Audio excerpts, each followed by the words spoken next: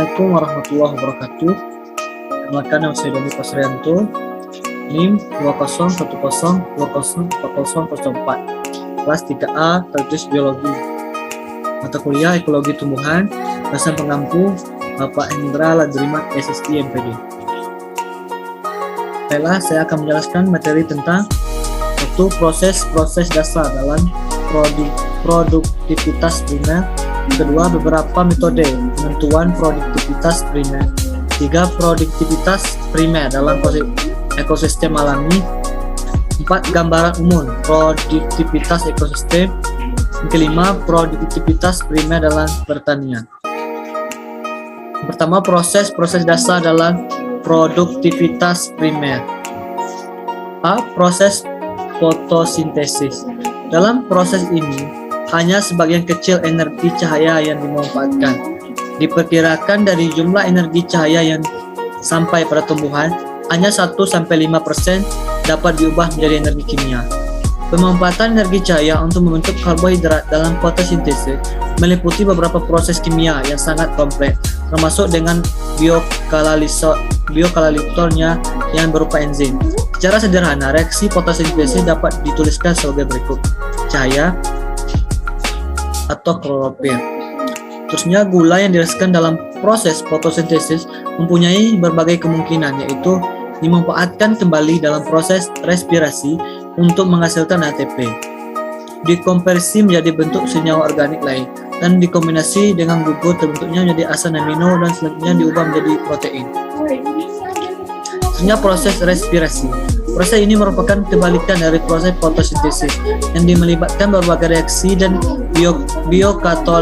biokatalistor yang berupa enzim. Secara sederhana, reaksinya adalah sebagai berikut. Pada kondisi optimus, kecepatan fotosintesis dapat mencapai 30 kali kecepatan respirasi, terutama pada tempat-tempat yang terdedah dengan cahaya matahari.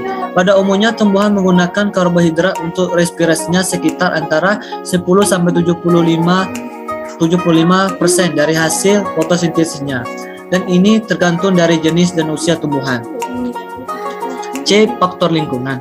Fotosintesis, kecepatan dan efisiennya tergantung pada berbagai faktor, baik faktor internal maupun faktor eksternal dari tumbuhan itu sendiri. Berbagai bentuk eksternal yang mempengaruhi proses fotosintesis adalah cahaya, karbohidrat, karbon dioksida, air, nutrisi, dan suhu. Sedangkan faktor internal adalah struktur dan komposisi komunitas, jenis dan usia tumbuhan, dan peneduhan. Selanjutnya, beberapa metode penentuan produktivitas primer. A. Metode penuaian. Cara ini ditentukan berdasarkan berat tumbuhan dari tumbuhan. Dapat dinyatakan secara langsung berat keringnya atau kalori yang terkandung. Tetapi keduanya dinyatakan dalam luas dan periode waktu tertentu. Metode ini mengukur produktivitas primer bersih. Metode penuaian ini sangat cocok baik pada ekosistem daratan yang biasanya untuk vegetasi yang sederhana, tetapi dapat pula digunakan untuk ekosistem lainnya dengan syarat tumbuhan-tumbuhan predominan yang tidak dapat merebutan. B. Metode penuaian oksigen. Oksigen merupakan hasil sampingan dari fotosintesis, sehingga ada hubungan erat antara produktivitas dengan oksigen yang dihasilkan oleh tumbuhan.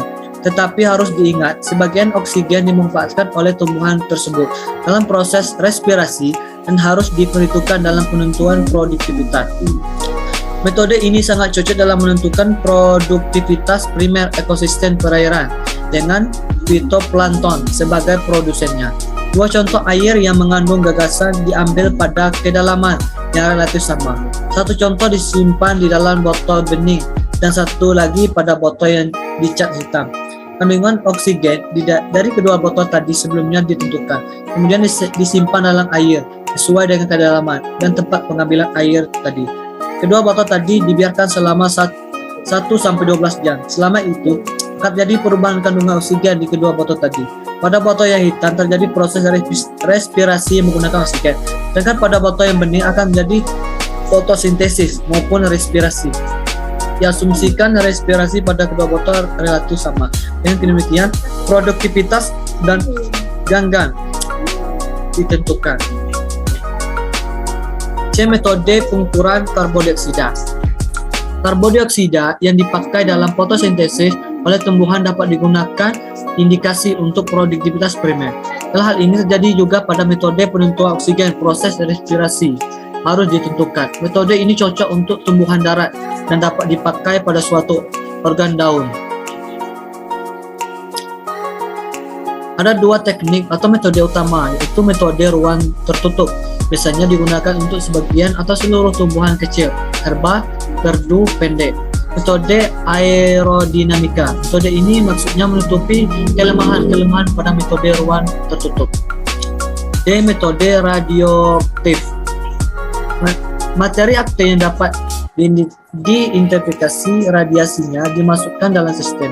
Misalnya karboaktif dapat diintroduksi melalui suplai karbodioksida yang nantinya diasimilasikan oleh tumbuhan dan dipantau untuk mendapatkan perkiraan produktif. C. Metode penentuan klorofil. Produktivitas hubungan erat dengan jumlah klorofil yang ada. Rasio asimilasi untuk tumbuhan atau ekosistem adalah laju dari produktivitas per gram klorofil. Konsentrasi klorofil dapat ditentukan berdasarkan cara yang sederhana, yaitu dengan cara mengekstraksi primer pertumbuhan. Sebenarnya produktivitas primer dalam ekosistem alam. Produktivitas primer dapat dinyatakan dalam energi persatuan, luas persatuan. Terusnya, secara garis besar, produktivitas primer ekosistem alami dapat dikelompokkan dalam 3 kategori, yaitu 1. Relatif tidak produktif, 2. Produktivitas medium, 3. Sangat produktif. Sebenarnya gambaran umum produktivitas ekosistem.